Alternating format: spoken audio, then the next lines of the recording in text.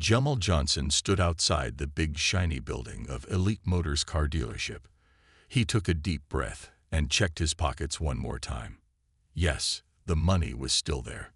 2 years of hard work at the grocery store after school and on weekends.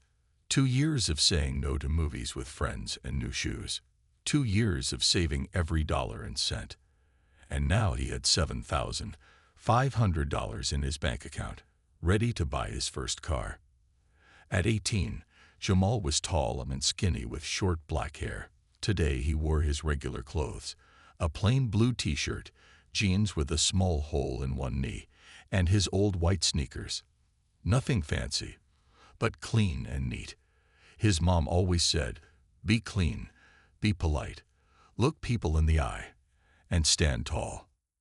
Jamal looked at the cars in the lot. Most were very expensive, but he had checked their website. They had 5 used cars for under $8,000. One of them, a 2012 Honda Civic with 90,000 miles, would be perfect for driving to school and his job. "I can do this," he whispered to himself. "Mom said I should learn to do things on my own." He thought about his mother with a smile. She was always busy with her work, but she made time to teach him important things.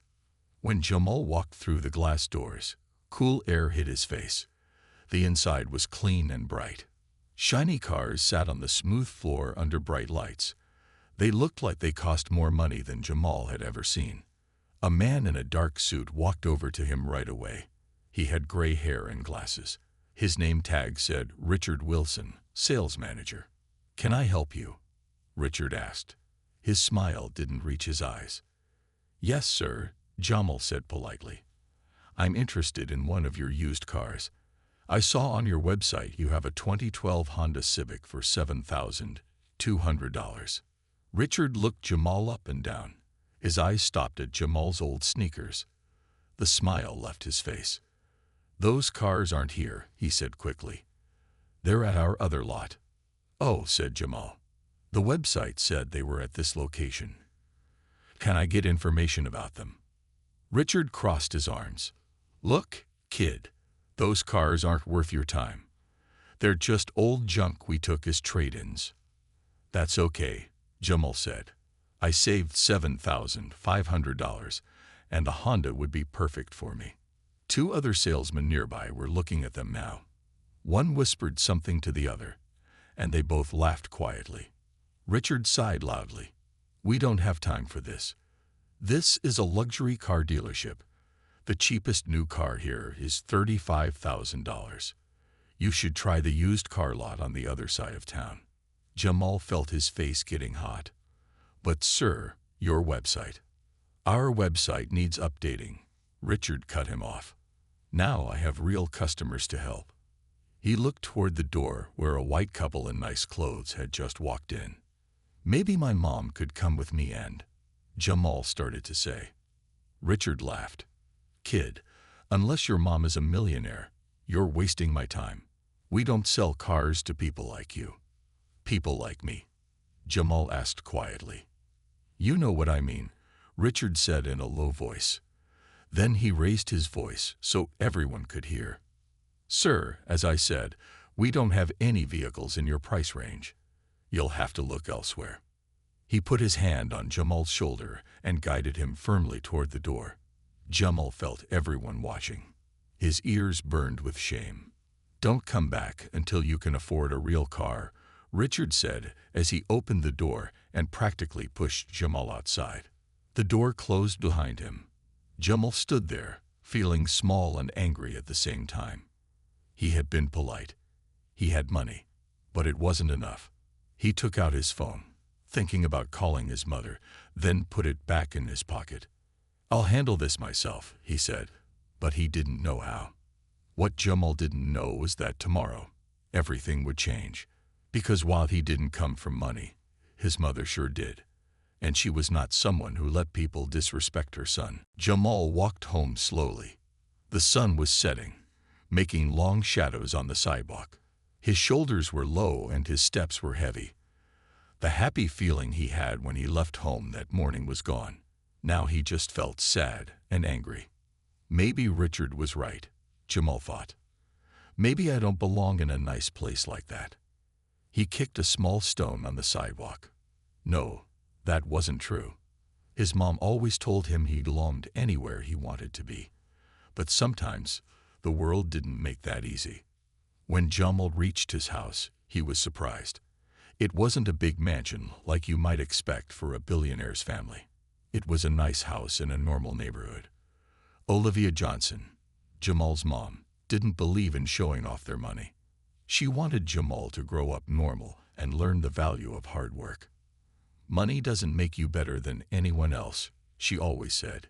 It just gives you more choices and more responsibility. Jamal opened the front door. The smell of chicken cooking filled the air. His mom was home early today, which was rare. Usually, she worked late at her company, Johnson Tech Solutions. She had started it from nothing 15 years ago. Now it was worth billions of dollars, and big companies all over the world used her software. "Hey, honey." Olivia called from the kitchen. "How did the car shopping go? Did you find your Honda?" Jamal dropped his backpack by the door. "No," he said in a flat voice. "They didn't have it." Olivia came out of the kitchen, wiping her hands on a towel. She was tall like Jamal, with the same dark brown eyes. She wore simple clothes at home, jeans and a t-shirt, though she dressed in expensive suits for work. Today her curly black hair was tied back in a ponytail. One look at Jamal's face, and she knew something was wrong. "What happened?" she asked quietly. Jamal shrugged. "Nothing. The car wasn't there." Olivia crossed her arms. "Jamal Marcus Johnson, I know when you're not telling me everything. Sit down and talk to me." They sat at the kitchen table. Slowly, Jamal told her about the car dealership, how Richard had looked at his clothes and decided he didn't belong there, how he'd been pushed out the door while everyone watched. "He said they don't sell cars to people like me," Jamal finished, "and he told me not to come back until I could afford a real car." Olivia's face was calm, but her eyes got hard and sharp. Jamal knew that look. At her company, they called it her CEO face. It meant someone was in big trouble. "Did he say what he meant by people like you?" she asked in a careful voice. "He didn't have to," Jamal said. "I know what he meant." Olivia was quiet for a long time. The chicken sizzled in the oven, but neither of them moved. "What was this man's name?" she finally asked. "Richard Wilson. He's the sales manager." Olivia nodded slowly. "And the dealership is Elite Motors on Main Street." "Yes, but Mom, please don't call them or anything. I can just go to another place. It's not a big deal." "It is a big deal," Olivia said firmly. "But don't worry. I won't embarrass you." They ate dinner, and Olivia changed the subject to Jamal's upcoming graduation. But Jamal could tell she was still thinking about what happened. She was too quiet, and she checked her phone more than usual. After dinner, Olivia went to her home office and closed the door. Jamal could hear her talking on the phone, her voice serious and businesslike. Later, when Jamal was in his room doing homework, Olivia knocked on his door. "I have a meeting downtown tomorrow morning," she said casually. "After that, I'll pick you up at school for lunch. Maybe we can look at some other car dealerships." "Okay," Jamal said. "Thanks, Mom." What Jamal didn't know was that Olivia's meeting downtown was actually at Elite Motors, and she wasn't going there to buy a car. She was going there to teach Richard Wilson a lesson he would never forget. The next morning was bright and sunny.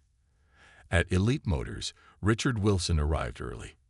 He parked his BMW in his special spot near the door. The sign read "Sales Manager Parking Only." Richard smiled as he looked at the sign. He had worked hard to become sales manager. Now he was important. Inside, he turned on all the lights. The showroom came to life. Shiny cars gleamed under the bright lights. Richard walked around, making sure everything was perfect. He wiped a tiny spot off a red sports car with his handkerchief. "Today will be a good day," he said to himself. "I can feel it." By 9 o'clock, All the salespeople had arrived. They stood in a group, drinking coffee and talking about their sales goals. Richard called them together for the morning meeting. "Listen up, everyone," he said. "The boss called me last night. He wants more sales this month. That means no time wasted on people who can't buy. Focus on real customers only." A young salesman named Tom raised his hand. "What about that kid yesterday? The one who said he had money saved up?" Richard frowned. "What about him? Did you see his clothes? His shoes had holes. People like that waste our time. They dream about cars they can't afford." "But he said he checked our website," Tom said. "We do have some used cars in his price range." "Those cars are junk," Richard said. "Not worth our time. If he comes back, send him to me. I'll handle it." He looked at his watch. "Now get to work. We need sales." The team spread out across the showroom. Richard went to his office and sat at his big desk. On the wall were pictures of him with famous people who had bought cars from him. There were also many sales awards. Richard was proud of these things. They showed he was successful. At the same time, across town, Olivia Johnson was getting ready for her meeting. She stood in her large closet, looking at her clothes. Today, she would not wear her usual work clothes. No simple black suit. No plain shoes. "Sophia," she called to her assistant, "bring me the red Gucci suit and the diamond earrings." Sophia's eyes got big. "The red suit? Are you sure? You only wear that for big company events." "This is a big event," Olivia said with a small smile. "Also call James and tell him to bring the Rolls-Royce around front in 30 minutes. The Rolls-Royce? Sophia was surprised again. Olivia almost never used the fancy car. She usually drove her simple black Tesla to work. "Yes, the Rolls-Royce," Olivia said firmly. "And make sure it's extra clean and shiny." While Olivia was getting ready, Jamal was sitting in his math class at school. He couldn't focus on the numbers on the board. He kept thinking about yesterday, the way Richard had looked at him, the way the other salespeople had laughed, the way he felt walking out that door. Jamal's phone buzzed in his pocket. It was a text from his mom. "Don't forget, picking you up for lunch. Want to see some cars after?" Jamal texted back, "Ok, see you then." He put his phone away, still feeling down. Maybe they would find a car at another place, a place where people wouldn't judge him by his clothes or his age or his skin. Back at Olivia's house, she stood in front of her mirror. The red suit was perfect. The diamonds sparkled at her ears. Her hair was up in a perfect bun. She looked powerful. She looked rich. She looked like what she was, one of the richest women in the country. James pulled up in the Rolls-Royce. It was big and black and shiny. The hood ornament, a small silver lady with wings, caught the sunlight. Olivia took a deep breath and walked out to the car. Sophia followed with a folder of papers. "Are you ready?" Sophia asked. "More than ready," Olivia said. Elite Motors is about to learn a very expensive lesson about judging people before you know them. The big car moved smoothly away from the house, heading downtown, heading straight for Richard Wilson and his perfect morning. At 10:30 that morning, Elite Motors was busy. 3 different customers walked around the showroom. Richard was showing a rich-looking older man a black Mercedes. Tom was helping a young couple who wanted to look at SUVs. "This car has the best engine in its class," Richard was saying. "It goes from 0 to 60 in just 4.5 seconds. The rich man nodded, looking bored. Richard kept talking about the car's special features. He didn't notice when the front door opened, letting in a flood of bright sunlight. But everyone else did. The room got very quiet. The young couple stopped talking to Tom. The other salespeople froze in place. Even the receptionist stopped typing. In the doorway stood a large man in a black suit and sunglasses. He looked around the room slowly, then stepped aside. Behind him was a woman in a bright red suit. She wore big diamond earrings and black high-heeled shoes that clicked on the floor as she walked in. Her face was calm but serious. Richard was still talking about the Mercedes and the leather seats air. "Richard," the receptionist called in a strange voice. "I think you need to come here." Richard turned, annoyed at being interrupted. Then he saw the woman in red. He didn't know who she was, but he could tell she was important. Very important. The way she stood, the way she looked around. This was someone used to being in charge. "Can you excuse me for a moment?" he said to his customer.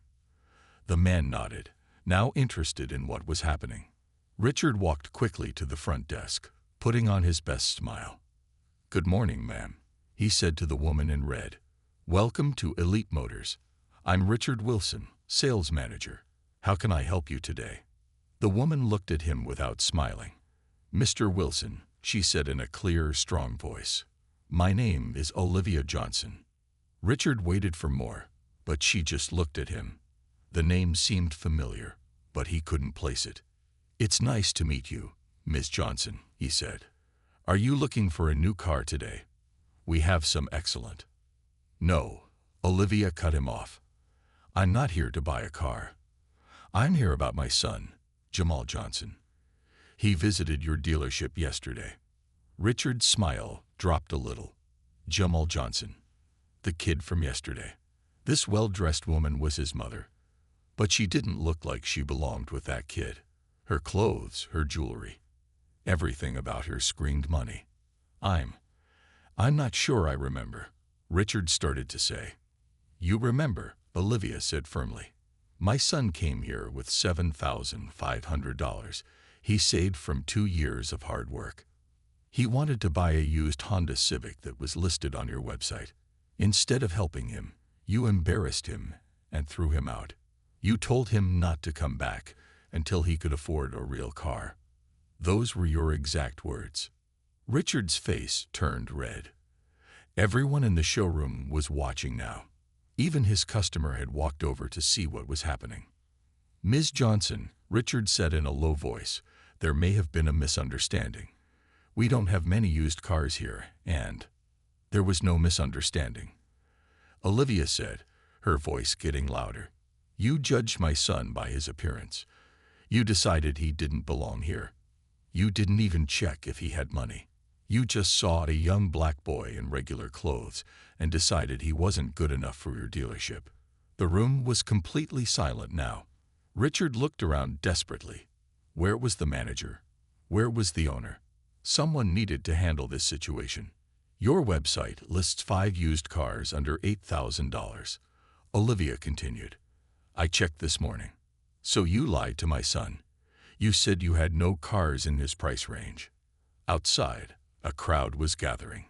Through the glass windows, people could see the shiny black Rolls-Royce parked right in front of the dealership. It was the kind of car that turned heads anywhere it went. Now people were coming in just to see what was happening. And Richard Wilson was starting to realize he had made a very, very big mistake. Richard's mouth felt dry. The woman in front of him was not just any angry mother. There was something more. The way everyone was looking at her, the Rolls-Royce outside, the big man who stood nearby, watching everything. "Ms. Johnson," Richard said, trying to stay calm. "I'm very sorry if your son felt unwelcome. That's not how we do business here. Maybe we can talk in my office." Richard wanted to get her away from all these watching eyes. But Olivia didn't move. "No," she said firmly. "We'll talk right here. Where is your manager?" "I am the sales manager," Richard said. "No, your boss. The owner of this dealership," Olivia said. "Call him. Now." Richard pulled out his phone with shaking hands. He called Mr. Peterson, the owner. When Mr. Peterson answered, Richard spoke quietly. "Sir, there's a situation at the showroom. Ms. Johnson is here. She's upset about how we treated her son yesterday. So handle it, Wilson," Mr. Peterson said. "That's your job." "Sir, I think you should come in. This is different." "I'm playing golf, Wilson. What's so special about this woman?" Just then, Sophia, Olivia's assistant, stepped forward and held out her hand. "Mr. Peterson, this is Sophia Chen, executive assistant to Olivia Johnson. Richard gave her the phone, confused. "Hello, Mr. Peterson," Sophia said politely. "Ms. Johnson would like to speak with you about an incident involving her son at your dealership." "Yes, that's right." Olivia Johnson, CEO of Johnson Tech Solutions. Richard's eyes got very big. Johnson Tech Solutions was one of the biggest tech companies in the world. Everyone knew about it. And now he remembered where he had heard the name Olivia Johnson before. She was on the cover of Businessweek last month. She was worth billions. And he had thrown her son out of the dealership. Sophia handed the phone back to Richard. "He's on his way," she said with a small smile. "He said he can be here in 15 minutes. Richard nodded weakly. The rich man he had been helping earlier was still watching.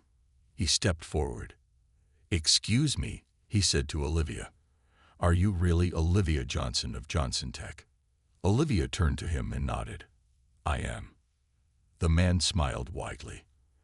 "I'm Robert Chen. My company uses your software. It's amazing. Would you mind if I took a picture with you? My partners won't believe I met you." "Actually, Mr. Chen," Olivia said politely, "I'm in the middle of something important. Perhaps another time." Mr. Chen looked embarrassed. "Of course, I'm sorry. I understand." He backed away, but didn't leave. No one was leaving. Everyone wanted to see what would happen next. Richard tried again. "Ms. Johnson, please, let me make this right. I can show your son any car he wants. I'll give him our best price." "It's too late for that," Olivia said. "This isn't about a car anymore. This is about respect." Just then, the front door flew open again. A short, red-faced man in golf clothes rushed in. It was Mr. Peterson, the owner. He was out of breath, and his face was sweaty. "Ms. Johnson," he said loudly, pushing past Richard. "What an honor to meet you. Welcome to Elite Motors." He tried to shake her hand, but Olivia just looked at him. "Mr. Peterson," she said coolly, "I wish I could say it's nice to meet you. But after what happened to my son in your dealership, I can't say that." Mr. Peterson turned to Richard with angry eyes. "Wilson, what did you do?" Before Richard could answer, Olivia spoke again. "Your sales manager decided my son didn't belong in your dealership. He judged him by his clothes and his skin color, not by what was in his bank account or his character." Mr. Peterson's face got even redder. "Ms. Johnson, I am so sorry. This is not how we do business. Richard Wilson does not represent our values. In fact," Olivia held up her hand, stopping him mid-sentence. "I'm not finished," she said. And from the look on her face, everyone knew the worst was yet to come. Everyone in the showroom stood still and quiet. They waited to hear what Olivia would say next. Even people passing by outside had stopped to watch through the big glass windows. Olivia turned to Sophia, who handed her a tablet. Olivia tapped the screen a few times, then held it up for everyone to see.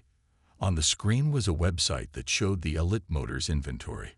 5 used cars were listed, all under $8,000. "These are the cars my son came to see," Olivia said. "They are clearly listed on your website. When my son mentioned them, Mr. Wilson here said they didn't exist." Mr. Peterson wiped sweat from his forehead. "Ms. Johnson, I assure you, this is a terrible mistake. Those cars are definitely for sale. They're in our back lot." "I know," Olivia said. "I had my team check before I came here." She handed the tablet back to Sophia. "I'd like to see them now. All 5 of them." Mr. Peterson nodded quickly. "Of course. Right away." He turned to Tom, the young salesman. "Tom, go get the keys to the used cars in the back lot. All of them." Tom ran off to get the keys. Mr. Peterson tried again to apologize. "Ms. Johnson, please understand. This is not how we treat customers. I promise you that." "Save it," Olivia said, cutting him off. "Actions matter more than words. Let's see these cars." Tom came back with 5 sets of keys. Mr. Peterson led everyone through a side door to a smaller lot behind the main building. Here sat about 20 older cars. They weren't as shiny as the ones in the showroom, but they were still nice cars. Tom pointed out the 5 cheapest ones: a Honda Civic, a Toyota Corolla, a Nissan Sentra, a Ford Focus, and a Hyundai Elantra. All were between 8 and 12 years old. All had around 80,000 to 100,000 miles on them. All cost between $5,800 and $7,900. Olivia walked slowly around each car. She looked inside the windows. She checked the tires. When she finished, she turned to Mr. Peterson. "How much for all 5 cars?" she asked. Mr. Peterson blinked in surprise. All 5. You want to buy all 5 cars?" "That's what I said," Olivia replied calmly. Richard stepped forward. "Ms. Johnson, your son only wanted 1 car. We can give him a great deal on the Honda. It's the best one." Olivia ignored him completely, keeping her eyes on Mr. Peterson. "The total price should be about $33,000, according to your website. I'll give you $30,000 cash for all 5, right now." Mr. Peterson's mouth fell open. This was not what he expected. A quick sale of 5 used cars would be great for business, but something didn't seem right. "May I ask why you want all 5 cars?" he asked carefully. "No, you may not," Olivia said. "Do we have a deal or not?" Mr. Peterson nodded quickly. Yes, of course. I'll have the paperwork ready in 10 minutes."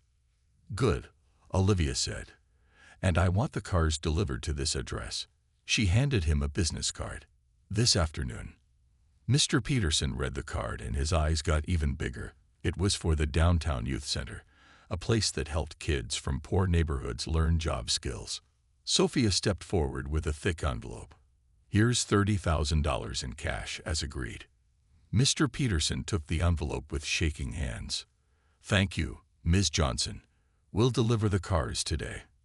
But Olivia wasn't finished. She turned to face everyone watching. Her voice was clear and strong.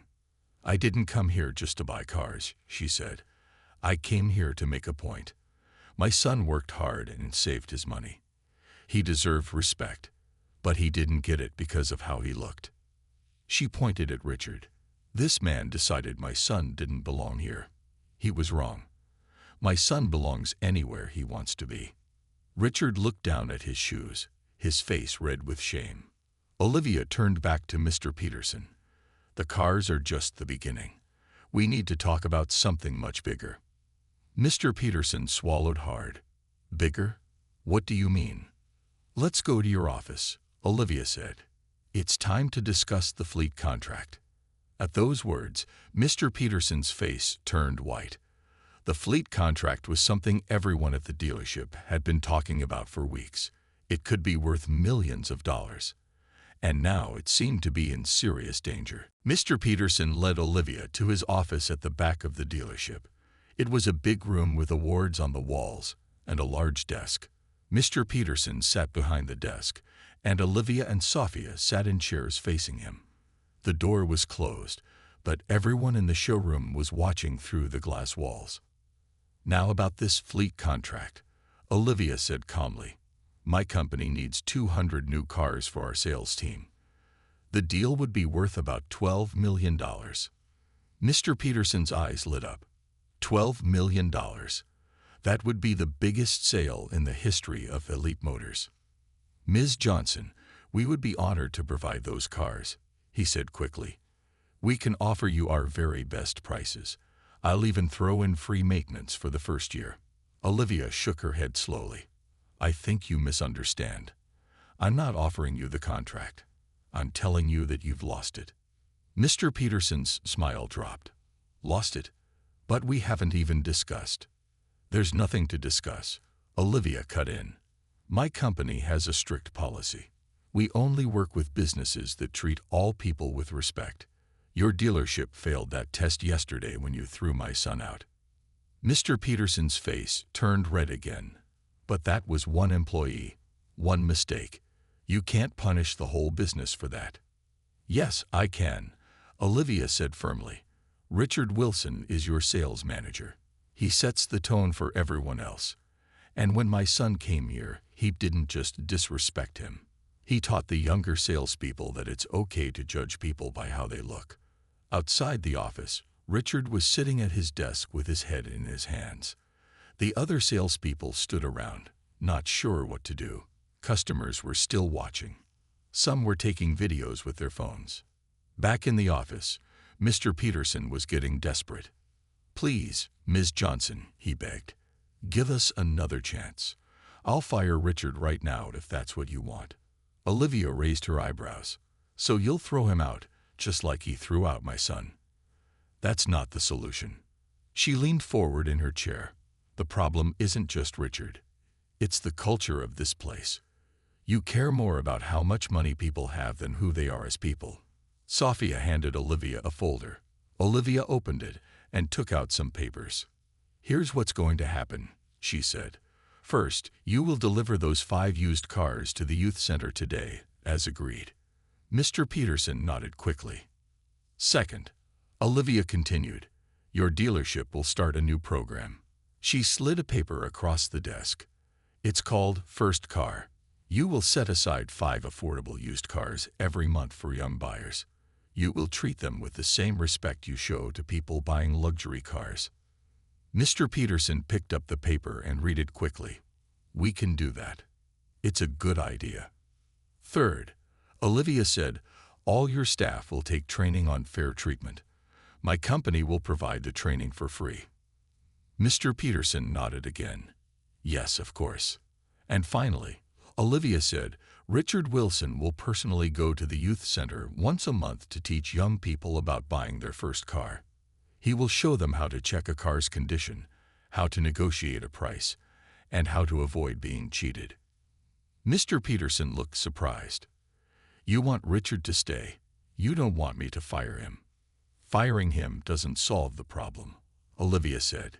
"He needs to learn and grow, not just be punished. Sometimes the best way to learn respect is to teach it to others." She stood up. "If you do all these things, my company will consider giving Elite Motors a smaller contract next year. Maybe 50 cars instead of 200. You need to earn back our trust." Mr. Peterson stood up too. "Thank you, Ms. Johnson. We'll do everything you asked. I promise." Olivia nodded. "Good. My assistant will follow up to make sure you keep that promise." She walked out of the office into the showroom. Everyone was still watching. Richard stood up when he saw her, not sure what to expect. Olivia stopped in front of him. "Mr. Wilson, you'll be hearing from the youth center director about your new teaching job. Don't be late for your first class." Without waiting for an answer, she walked toward the front door. James, her driver, was waiting to open the door of the Rolls-Royce. As Olivia was about to leave, Tom, the young salesman, stepped forward. "Ms. Johnson," he said nervously, "I just want to say, I think what you're doing is right. I'll try to be better with all customers." Olivia smiled for the first time that day. "That's good to hear," she said. "The world needs more people who can admit when they're wrong and try to do better." She got into her car and drove away, leaving a very changed car dealership behind her. At school, Jamal was sitting in his English class. The teacher was talking about a book, but Jamal wasn't listening. He kept thinking about finding a car. Maybe his mom could help him look at other dealerships after school. His phone buzzed in his pocket. He carefully checked it under his desk. It was a text from his friend Marcus. "Dude, is your mom Olivia Johnson from Johnson Tech?" Jamal frowned. Why was Marcus asking about his mom? He quickly typed back, "Yes." "Why?" 3 dots appeared then. "She's all over social media right now. At some car place. In a Rolls-Royce." Jamal's heart started beating faster. What was going on? He raised his hand. "Yes, Jamal," the teacher asked. "Can I go to the bathroom, please?" Jamal asked. In the hallway, Jamal pulled out his phone. He had more texts from other friends, and when he opened social media, he saw what they were talking about. People were sharing videos of his mom at Elite Motors, the same place that had thrown him out yesterday. In one video, she was standing in the showroom, talking to the sales manager. In another, she was looking at used cars in the back lot. The third video showed her getting into her Rolls-Royce and driving away. The comments were going crazy. Olivia Johnson just schooled that whole car dealership. They threw out her son and didn't know she was a billionaire. Best mom ever, standing up for her kid like that. Jamal didn't know whether to feel proud or embarrassed. His mom had told him she wouldn't do anything to embarrass him, but now everyone at school would know what happened. Just then, his phone rang. It was his mom. "Mom," he answered. "What's going on?" "People are posting videos of you at that car dealership." Olivia's voice was calm. "I know, honey. I'm sorry if it's causing problems at school. I didn't plan for it to go public like this." "What did you do?" Jamal asked. "I went to talk to them about how they treated you," Olivia said. "But don't worry about that now. Can you meet me for lunch? I'm picking you up in 15 minutes. "Okay," Jamal said.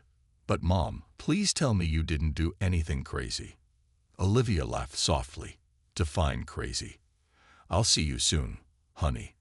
Jamal went back to class, but he couldn't focus at all. When the bell rang for lunch, he hurried outside.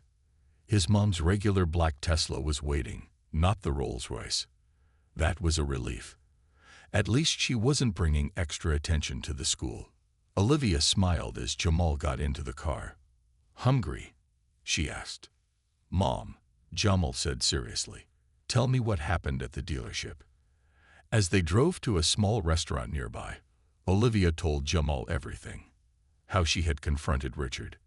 How she had bought the 5 used cars for the youth center. How she had made the dealership agree to start a program for young buyers. "You did all that because of me?" Jamal asked, amazed. "I did it because of you," Olivia said. "But not just for you.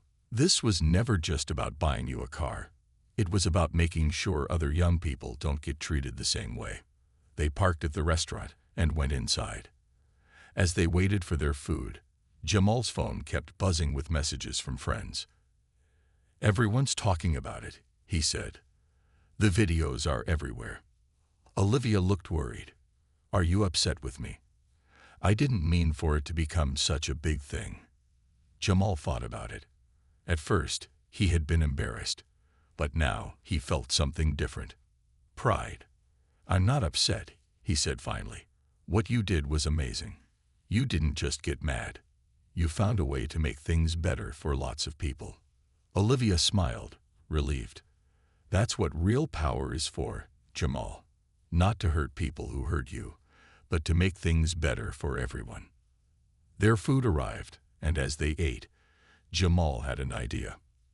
"Mom, I've been thinking," he said. "I still have my $7,500 saved up, but I don't think I want to buy a car right now." Olivia looked surprised. "You don't?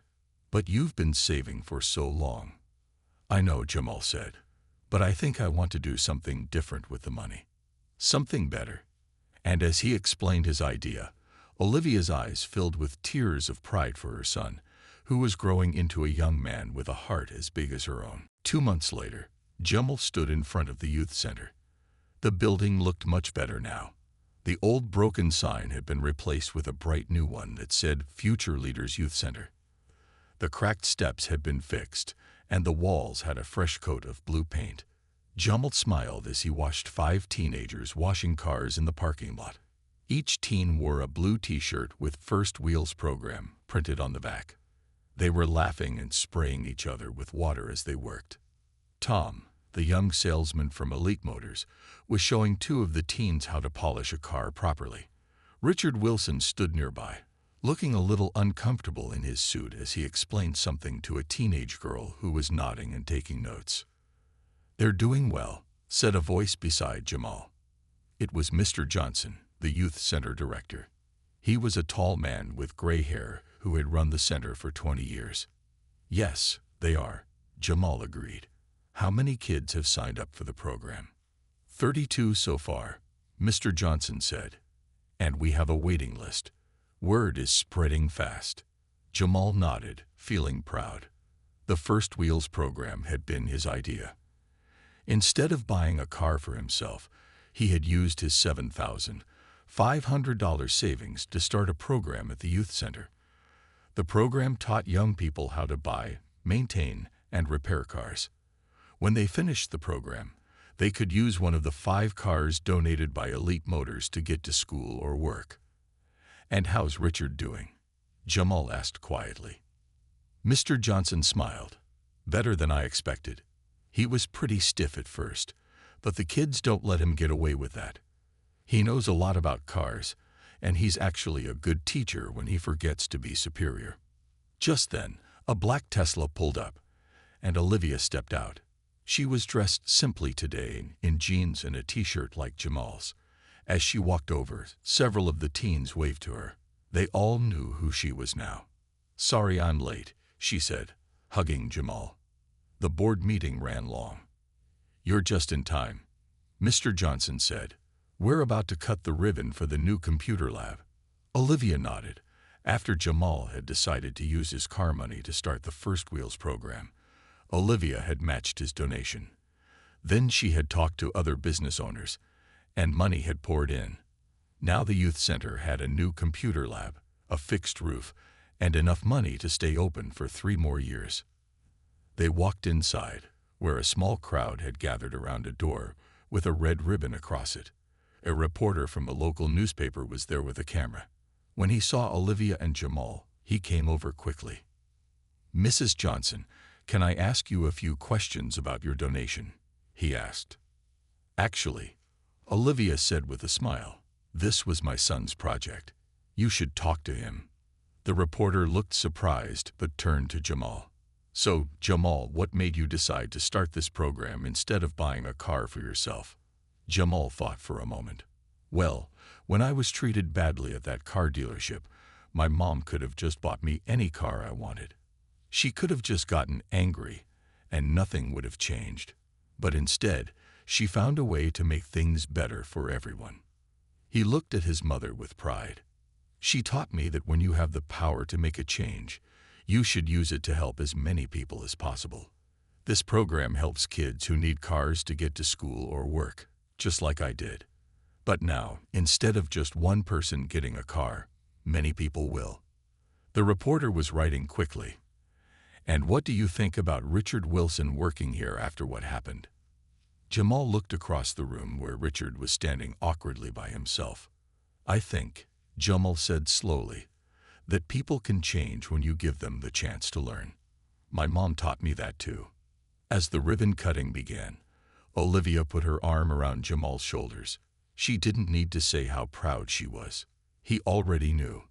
And across the room, Richard Wilson watched the mother and son. He thought about how differently things had turned out from what he had expected that day at the dealership. He had been sure he would lose his job. Instead, he had been given a chance to learn and grow. As he looked at Jamal now, confidently talking to reporters and showing people around, Richard felt something he hadn't expected: respect.